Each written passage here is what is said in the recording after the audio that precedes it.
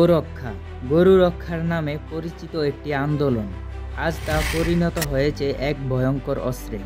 এই অস্ত্রের নিশানায় পড়ছে সাধারণ মুসলিম জনগোষ্ঠী। আজ আমরা উন্মোচন করব ভারতের সেই আসল মুখোশ, যেখানে গোরক্ষার নামে চলছে মুসলিম নির্যাতন। ভারতে গরুকে পবিত্র প্রাণী হিসেবে মানা হয়।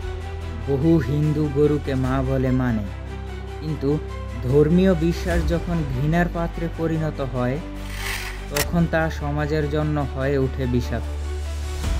গত এক দশকে গোরক্ষা বাহিনীর হাতে প্রাণ হারিয়েছেন বহু নিরীহ মুসলিম, শুধু সন্দেহের বশে গরুর মাংস খাওয়ার অভিযোগে। 2015 সালে দাদরিতে 55 বছর বয়সী মোহাম্মদ আখলাককে পিটিয়ে হত্যা করা হয় গরুর মাংস রাখার সন্দেহে।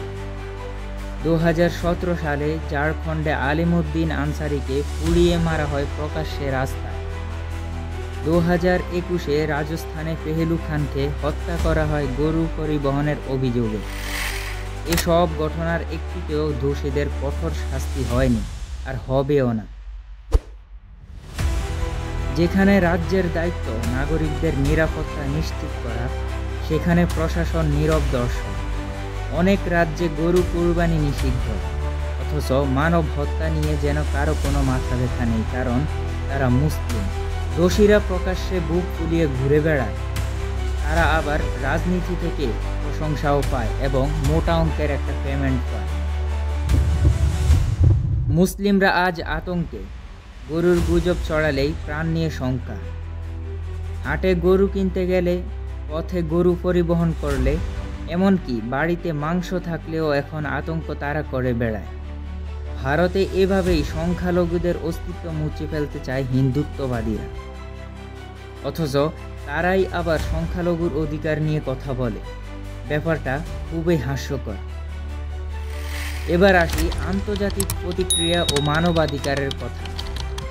জাতিসংঘ, হিউম্যান রাইটস ওয়াচ সহ অনেক আন্তর্জাতিক সংস্থা ভারতের এই ঘটনাগুলোর বিরুদ্ধে উদ্বেগ প্রকাশ করলেও তাতে কি বদলেছে কিছু, নাকি নির্যাতনের মাত্রা বেড়েছে আরও অনেক?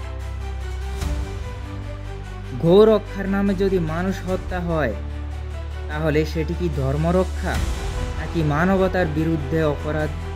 আমাদের প্রশ্ন, আমাদের প্রতিবাদ আর সচেতনতা দিয়ে আমরা এই অন্ধকার ভবিষ্যৎ বদলাতে পারবো কি? কখনোই না। পরিশেষে ভারতে মুসলিমরা নির্যাতিত ছিল এবং নির্যাতিত রয়েই যাচ্ছে। এই ভিডিওটি যদি আপনার হৃদয়ে আঘাত করে, তাহলে শেয়ার করুন, সাবস্ক্রাইব করুন এবং আওয়াজ তুলুন, অন্যায়ের বিরুদ্ধে প্রতিবাদ করুন। সকলে ভালো থাকুন, সুস্থ থাকুন। আল্লাহ হাফেজ।